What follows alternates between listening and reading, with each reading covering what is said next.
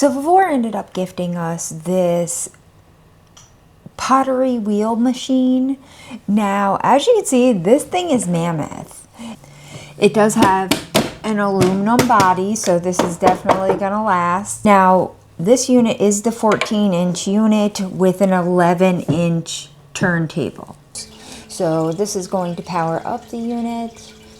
You can go down or up in the speed of the turntable, and this button is going to allow you to change the directions of the turntable.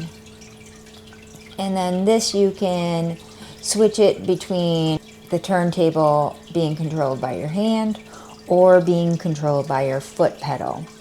So this is a very simple design, making it super easy for you to get this going. Now this turntable does pop right off, so it makes it very easy to clean it. So the unit does come with a lot of different pottery tools, and they're all stored within this unit.